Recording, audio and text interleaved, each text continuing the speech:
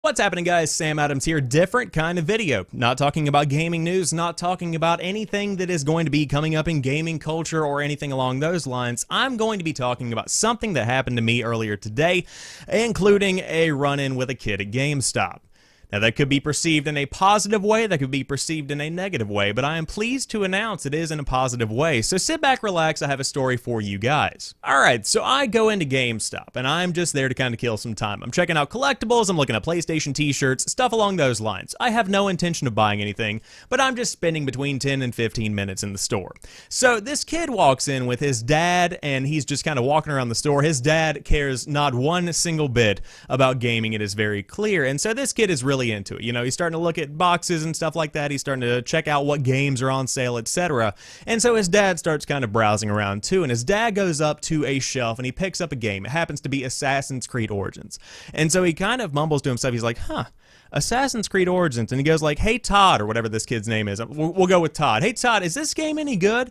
And so I fully expected this to be a Fortnite kid. That's kind of the stereotype that has emerged throughout 2018, where he plays nothing but Fortnite, doesn't care, he's just there to check it out and see if there's anything, you know, it's one of those stereotypes that has been developing. And so this kid straight up turns around, and he pushes the glasses up on his nose, and he goes, yeah, that's the one that saved the franchise. And so my head just goes, huh? What is this madness? And so I start listening to their conversation. I promise I'm not a stalker if you happen to be watching Kid and GameStop from earlier today. But I start listening to their conversation, and he goes, yeah, Assassin's Creed Origins was really good, and now they have Assassin's Creed Odyssey that's sort of kind of like Assassin's Creed Origins, but then Black Flag used to be really good, but the ones in between there weren't that great. And this kid is literally spitting out perfectly laid out knowledge of the Assassin's Creed franchise. I know it's not that in-depth, but this kid was young. I'm talking he was probably around the age of 9 or 10. And of course some will say, oh, he shouldn't be playing Assassin's Creed. Oh, he shouldn't be knowing these things.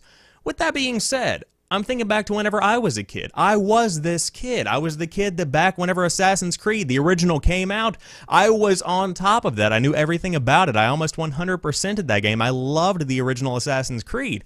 And I used to talk about it all the time whenever I was around the age of 10. It was crazy to see that this kid knew that much about Assassin's Creed. And so I continued listening, and he talked more about Assassin's Creed, more about Ubisoft, more about all of these ideas and properties and things about the franchise. And it was something that really did kind of prove in my mind that the next generation of gamers is not completely and totally doomed.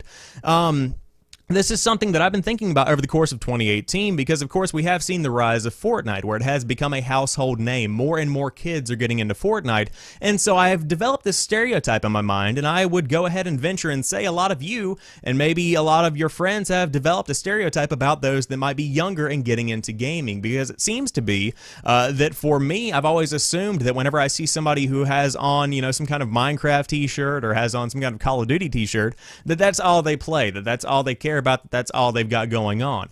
And so to some degree that could be true for some people, but I think that this kid single-handedly proved in my mind that the next generation of gamers is not totally, you know, to be written off. They're not totally lost. They aren't totally focused on these, instant experiences like Fortnite and Call of Duty and these, mindless shooters and these mindless task-based games. They aren't totally focused on that. The next generation of gamers is going to be perfectly fine. When Red Dead Redemption 3 rolls around, whenever you have Assassin's Creed in 10 years making a comeback, or perhaps it continues on, whenever you have all these in-depth games that are continuing to be released, they aren't going to die down. And these mainline ideas and these mainline franchises like Fortnite, like your Call of Duty, like your Battlefield, they're not going away, but they aren't going to overtake the little guys either, because there are people like this kid that I found in GameStop today that are going to keep the dream alive and that are going to continue to care just as much as I care about the gaming culture and about the games themselves and about everything that this channel stands for overall. But it was something that I felt I should put into a video, a quick one even, so I wanted to let you guys know that I have hope again.